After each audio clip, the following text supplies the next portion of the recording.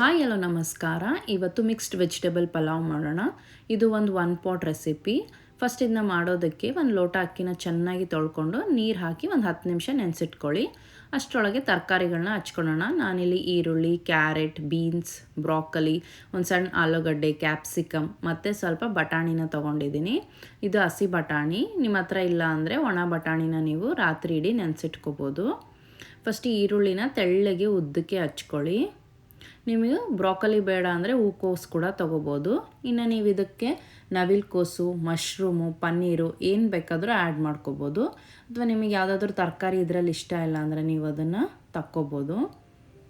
ಎಲ್ಲ ತರಕಾರಿಗಳನ್ನ ತೆಳ್ಳಗೆ ಉದ್ದಕ್ಕೆ ಹಚ್ಕೊಳ್ಳಿ. ಪ್ರತಿಯೊಂದು ತುತ್ತಲು ತರಕಾರಿ ಸಿಕ್ಕರೆ ಅದರ ಟೇಸ್ಟು ಚೆನ್ನಾಗಿರುತ್ತೆ. ಆದರೆ ಕ್ಯಾಪ್ಸಿಕಮ್ನ ಮಾತ್ರ ಒಂದು ಸ್ವಲ್ಪ ದಪ್ಪವಾಗಿ ಹಚ್ಕೊಳ್ಳಿ. ಇದು ತೆಳ್ಳಗೆ ಹಚ್ಕೊಂಡ್ಬಿಟ್ರೆ ಜಲ್ದಿ ಬೇಯುತ್ತಲ್ವ, ಕರ್ಗೋಗ್ಬಿಡುತ್ತೆ. ಸ್ವಲ್ಪ ದಪ್ಪವಾಗಿ ಹಚ್ಚಿ ರೆಡಿ ಮಾಡಿ ಇಟ್ಕೊಳ್ಳಿ.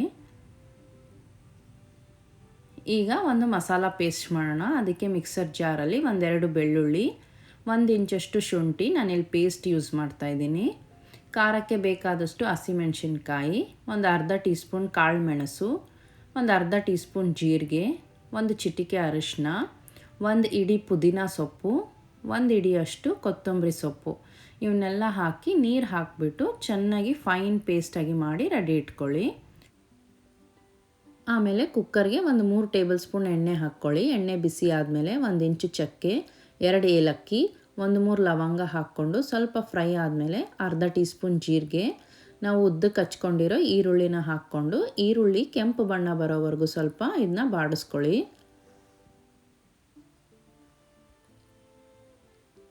ಈಗ ನಾವು ಹಚ್ಚಿಟ್ಕೊಂಡಿರೋ ಎಲ್ಲ ತರಕಾರಿಗಳನ್ನ ಹಾಕ್ಕೊಳ್ಳಿ. ಕ್ಯಾಪ್ಸಿಕಮ್ಮು ಮತ್ತು ಬಟಾಣಿನ ಬಿಟ್ಟು ಅವು ಜಲ್ದಿ ಬೆಂದುಬಿಡುತ್ತೆ. ಅದಕ್ಕೆ ಫಸ್ಟ್ ಎಲ್ಲ ಗಟ್ಟಿ ತರಕಾರಿಗಳನ್ನ ಹಾಕ್ಕೊಂಡು ಒಂದು 2-3 ನಿಮಿಷ ಇದನ್ನ ಎಣ್ಣೆಯಲ್ಲಿ ಫ್ರೈ ಮಾಡ್ಕೊಳ್ಳಿ.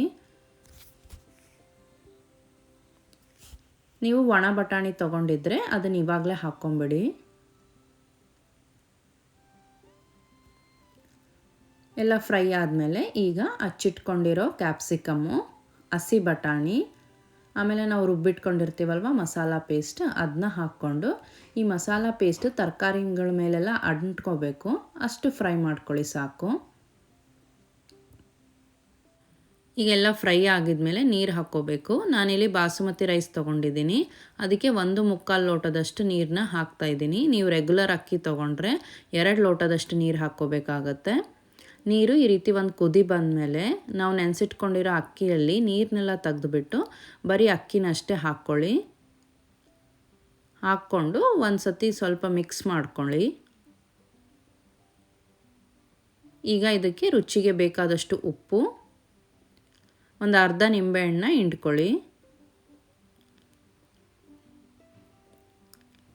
ಆಮೇಲೆ 1 ಟೀ ಸ್ಪೂನಷ್ಟು ತುಪ್ಪ ಹಾಕಿ ಮೆಲ್ಲಕ್ಕೆ ಇದನ್ನೊಂದು ಸತಿ ಮಿಕ್ಸ್ ಮಾಡಿ ಒಂದು ಕುದಿ ಬಂದ ಮೇಲೆ ಲಿಡ್ನ ಕ್ಲೋಸ್ ಮಾಡಿಬಿಟ್ಟು ಇದಕ್ಕೆ 2 ವಿಷಿಲ್ ಕೊಡಿ.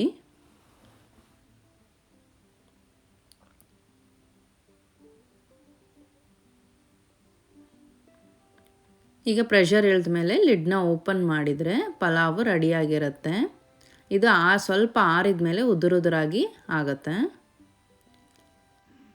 ಈ ಪಲಾವ್ಗೆ ಬೆಸ್ಟ್ ಕಾಂಬಿನೇಷನ್ ಅಂದರೆ ಮೊಸರು ಬಜ್ಜಿ ಜೊತೆ ಇದನ್ನ ಸರ್ವ್ ಮಾಡಿ. ರೆಸಿಪಿ ಇಷ್ಟ ಆದರೆ ಚಾನಲ್ಗೆ ಸಬ್ಸ್ಕ್ರೈಬ್ ಮಾಡ್ಕೊಳ್ಳಿ. Thank you.